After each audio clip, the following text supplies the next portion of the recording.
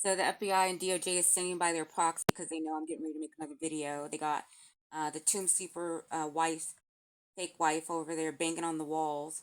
Uh, both neighbors are banging on the structural foundation beams, but I'm still at this. So it says here how the judge is breaking in the law, because I'm definitely dealing with the judge breaking in the law. A federal public defender, might I add, being added to my case in Colorado. I'm definitely dealing with that there. I know that as a fact. Here is saying that, let's see, it's saying what the code is, and it's saying the stay cannot be lifted if debtor has equity.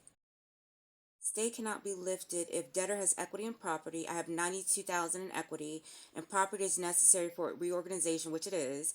For Chapter 13, judge's error granting Wells Fargo control violates its mandatory rule. And then here it shows a bunch of codes. Collateral must be valued at actual value. I only owe Wells Fargo 329. They stole my home for 590.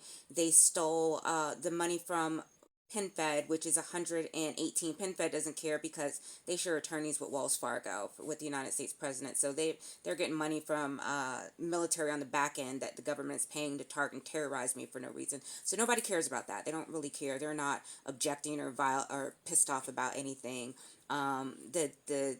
The IRS, I don't know if they decide they want to jump in, maybe say something about the money that's due to them, or if they're going to let Wells Fargo keep about 157,000 of equity that I had in my home that the government was harassing me about. And I actually have more than that, because the property is worth, Wells Fargo has it listed on auction.com for 671,000, but they've been maintaining it at 500, actually lower than that. They bumped it up to 590 right when they were screwing me on June 5th over at DeKalb County Tax Authority, that's been keeping the property devalued all this time. So they raised it up to 590 so they can record the deed at 590 or whatever they're doing over there. The heifer next door, Leah Patrice Jones Menace, around this time, she listed her property for 575.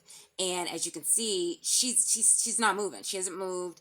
And she supposedly was moving in June when all this was going on. So it's August. Is the property still listed? Is she still moving? Because what she's doing right now is banging and tapping on the wall still. So when is she leaving? When is the government going to move her out and move somebody else in here, so they can bang and tap on the walls to the next person that they decide to have be harassed in this complex? Because that's what they do. That's what they get off doing. So that's what I'm being subjected to. Here is saying that it's illegal. It's saying it's illegal. They're attempting to steal 81,000 in equity, 671,000 bid, 590 value by rigging the auction. The IRS, Georgia DOA, Department of Revenue liens alone exceeds Wells Fargo remaining secured claim.